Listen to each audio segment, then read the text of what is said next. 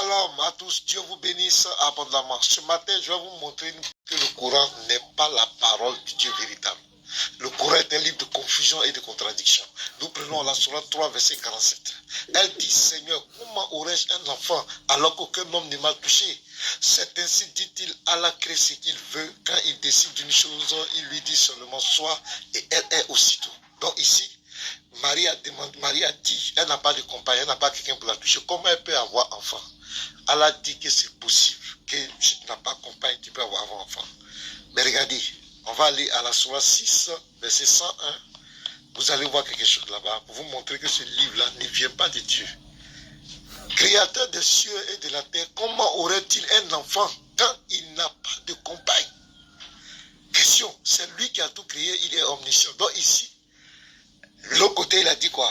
Marie lui a dit, je n'ai pas de compagne. Est-ce que je peux avoir enfant sans avoir compagne? Il dit que c'est possible. Mais le même Dieu vient d'ici que lui, il est créateur des cieux et de la terre. Mais comment lui peut avoir un enfant quand il n'a pas de compagne? Ici, il se contredit clairement. Salam alaikum wa rahmatullah. Vous avez écouté l'introduction. On va donner un cours gratuit au pasteur.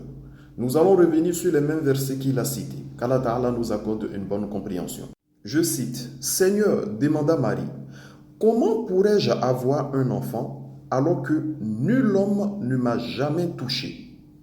Dieu crée ainsi ce qu'il veut, lui fit-il répondu, et lorsqu'il décrète qu'une chose doit être, il lui suffit de dire soit et la chose est. Allah nous rappelle dans ce verset que sans l'intervention d'un homme, il peut faire que Marie va tomber enceinte parce qu'il est capable de tout. On continue.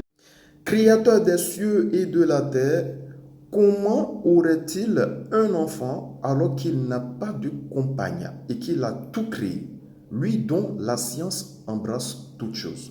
Allah subhanahu wa ta'ala nous rappelle qu'il n'a pas de femme.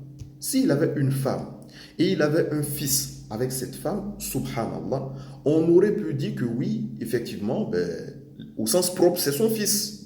Mais comme il n'a pas de femme, pourquoi on va lui attribuer un fils? Non, ça ne correspond pas. Nous sommes tous ses créatures. C'est Dieu qui a créé les cieux, c'est Dieu qui a créé la terre, c'est Dieu qui a créé les anges, c'est Dieu qui a créé les êtres humains, mâles et femelles, c'est Dieu qui a créé les animaux. Nous sommes ses créatures. Et il ne peut pas avoir de fils dans ses créatures parce qu'il n'a pas de femme. Simple.